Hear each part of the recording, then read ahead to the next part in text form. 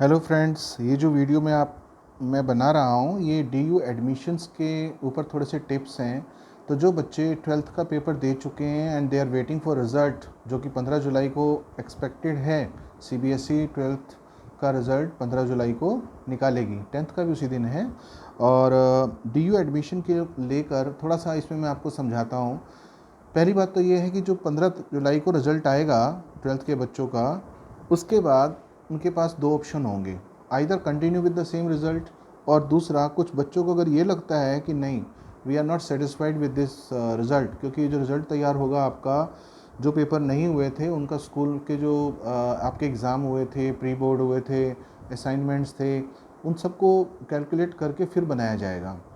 तो उस हिसाब से कुछ बच्चे हो सकते हैं सेटिस्फाइड ना हों और वो आगे एग्ज़ाम देना चाहें, तो उसके लिए ऑप्शनल एग्ज़ामिनेशन सिस्टम भी है। जब कोविड-19 की प्रॉब्लम काफ़ी हद तक कंट्रोल में होगी या ख़त्म हो चुकी होगी, तब सीबीएसई वो एग्ज़ाम दोबारा कंडक्ट करेगा उन बच्चों के लिए, 12th के उन बच्चों के लिए जिनको प्रॉब्लम है, जो सेटिस्फाई नहीं होंगे इस रिज़ल्ट से। तो उस समय वो उस एग्ज़ाम के लिए जा सकते हैं, पर उनको ये बात ध्यान रखनी है कि थोड़ी सी दिक्कत उनको आ सकती है। एक तो ये कि डिले हो सकता है, एग्ज़ाम कब आएगा, फिर उसका रिज़ल्ट कब आएगा, क्योंकि पेपर होंगे, चेक होने में टाइम लगेगा, फिर रिज़ल्ट आएगा, तब तक उनकी ये जो कॉलेज में एडमिशन लेने वाली डेट्स हैं वो शायद निकल जाएं। दूसरी बात ये भी है कि अगर मान लीजिए कि जो रिज़ल्ट अब 15 जुलाई को डिक्लेयर होने वाला है, उसके बाद जो आपका पेपर बनने वाला है, अगर आप ऑप्शनल एग्ज़ाम के लिए जाते हैं, हो सकता है वो थोड़ा सा टफ हो या आप ना उतना अच्छा परफॉर्म कर पाएँ। पर मान लीजिए कि अगर आपके नंबर वहाँ कम आते हैं तो आपको वो एक्सेप्ट करने होंगे। तो इसलिए बड़ा सोच समझ के आपको डिसीजन लेना चाहिए। अब मैं बात करता हूँ कॉलेज में एडमिशन के लिए। देखिए, हिंदुस्तान में बहुत सारी यूनिवर्सिटीज़ हैं। कुछ स्टेट यूनिवर्सिटीज़ कहलाती हैं, कुछ सेंट्रल यूनिवर्सिटीज़ कहलाती हैं। और दिल्ली में हम रहते हैं तो दिल्ली यूनिवर्सिटी काफ़ी बड़ी यूनिवर्सिटी है, काफ़ी रेप्यूटेड है। पर थोड़ा सा मैं आप लोगों का ध्यान फिर इस तरफ ले जाना चाहता हूँ, course is more important than any university और एनी कॉलेज। ये हमेशा याद रखना चाहिए। मान लीजिए कि आपको अपनी पसंद का कोर्स किसी कॉलेज में मिल रहा है, पर दूसरी तरफ लोग कहते हैं कि ये कॉलेज उतना अच्छा नहीं है, ये यूनिवर्सिटी उतनी अच्छी नहीं है। अगर यूजीसी रिकॉग्नाइज्ड यूनिवर्सिटी है तो वो सब बढ़िया है, कोई दिक्कत नहीं है। हाँ, वो बात अलग है कि अगर मैं 4 यूनिवर्सिटीज़ के नाम लूँ तो हम कह सकते हैं कि ये ज़्यादा अच्छी है, अच्छी इन सेंस पॉपुलर है। पर अभी तक आज तक कोई भी ऐसी रिकॉग्नाइज्ड यूनिवर्सिटी नहीं हुई है जिसके लोगों को गवर्नमेंट जॉब ना मिली हो या अच्छा प्लेसमेंट ना मिला हो। ऐसी कोई यूनिवर्सिटी है ही नहीं। अगर आप दिल्ली यूनिवर्सिटी और मुंबई यूनिवर्सिटी की बात करें तो मैं ये नहीं कह सकता कि 100% जो बच्चे यहाँ से पढ़ के निकलते हैं वो 100% उनका प्लेसमेंट बढ़िया जगह पे हो जाता है। ऐसा कुछ भी नहीं है। आपका कोर्स कैसा है, आपने उसमें कितनी मेहनत की, कैसी परफॉर्मेंस दी, आपका रिज़ल्ट कैसे आया, और आपकी पर्सनैलिटी कैसी है, आपके कम्युनिकेशन स्किल्स कैसे हैं, आपका मेंटल एप्टीट्यूड कैसा है, और जो अपॉर्चुनिटीज़ नाम की ट्रेन आपके सामने से गुजर रही थी, आपने कैसे उसको बोर्ड किया। ये सब चीज़ों के ऊपर डिपेंड करता है कि आपका फ्यूचर कैसा होगा। तो इसलिए ज़्यादा परेशान होने की ज़रूरत नहीं है, क्योंकि कुछ बच्चे मैंने देखा बहुत क्रेज़ी हैं कि मुझे अगर बीकॉम करनी है तो एसआरसीसी से करनी है, Shri Ram college of commerce. अब पूरे हिंदुस्तान को, पूरे संसार को थोड़ी एडमिशन मिल सकता है उसके अंदर, लिमिटेड सीट्स हैं, इट्स ओके। सारे बच्चे वहाँ के सक्सेसफुल नहीं होते और जो वहाँ नहीं पढ़ते वो सारे फेल नहीं होते हैं, तो इट्स ओके। तो मैं फिर दोबारा कहूँगा, दिल्ली यूनिवर्सिटी और बाकी यूनिवर्सिटीज़ ने अपने पोर्टल खोल रखे हैं, आप उनके फॉर्म को भरिए जो ऑनलाइन है, और बहुत जल्दी वो बंद भी होने वाला है, लास्ट डेट उसकी करीब है। पर यहाँ पर थोड़ा सा मैं सलाह दूंगा कि आप कहीं पे भी फॉर्म भरने से पहले, अप्लाई करने से पहले उनके एडमिशन बुलेटिन को, प्रोस्पेक्टस को ध्यान से पढ़ें।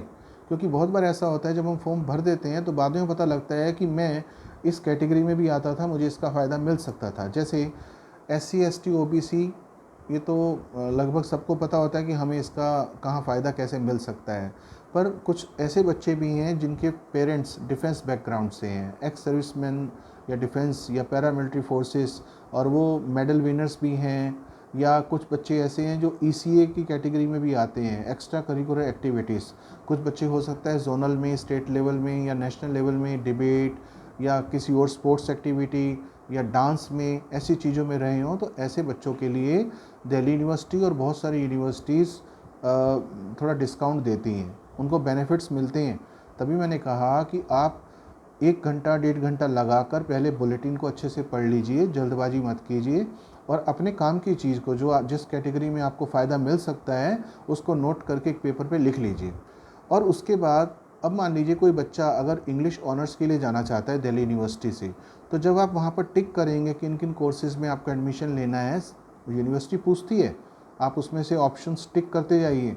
तो मैं सलाह दूंगा कि इंग्लिश ऑनर्स के साथ साथ आप बीए प्रोग्राम है या और किसी सब्जेक्ट में जिसमें आप पढ़ना चाहते हैं जो सिमिलर हो, वो आप अप्लाई ज़रूर कीजिए, टिक कीजिए कि कल को आपको अगर मन ना बने या आपको 1 महीने बाद पता लगे कि मैं आई एम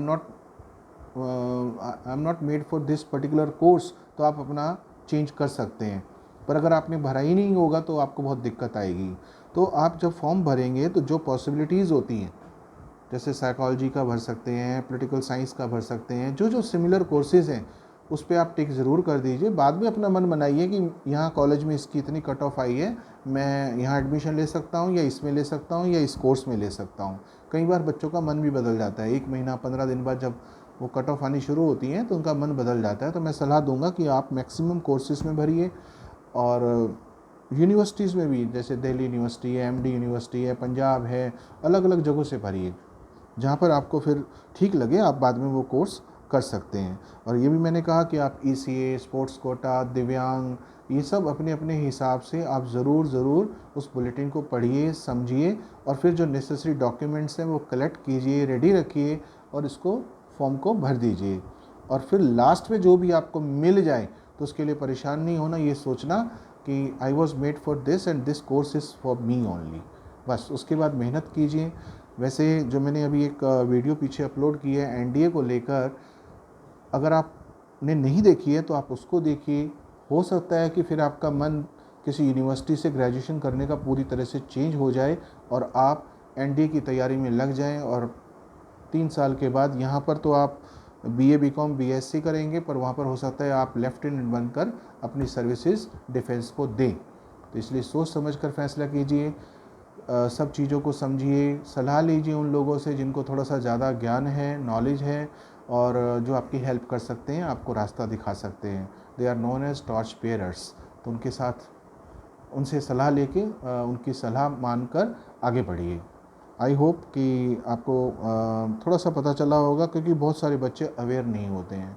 मैं एक ऐसे बच्चे को जानता हूँ जो डिबेट में हमेशा आउटस्टैंडिंग रहा, पर जब कॉलेज में फॉर्म भरने का टाइम आया उसको पता नहीं था कि इससे भी उनको बेनिफिट मिल सकता था और उस बच्चे का एडमिशन नहीं मिल पाया जिस कॉलेज में वो चाहते थे, तो 3% का उनका लॉस हो गया। तो इसलिए मैं कह रहा हूँ कि जो बुलेटिन है एडमिशन का उसको आप ढंग से पढ़िए और हो सकता है वो आपके काम आ जाए। और 12th के बाद और क्या क्या अपॉर्चुनिटीज़ हैं नेट पर आप चेक कीजिए। जैसे लॉ के लिए जाना चाहते हैं, बहुत अच्छा करियर है, मैं जुडिशल सर्विसेज को बहुत बढ़िया मानता हूँ, डिफेंस को बहुत बढ़िया मानता हूँ। ऐसे बहुत सारे ऑप्शंस होते हैं, तो अच्छे से समझ के फिर आप फॉर्म तो भर ही दीजिए, पर साथ साथ और चीज़ों के लिए भी ट्राई ज़रूर कीजिए। Thank you.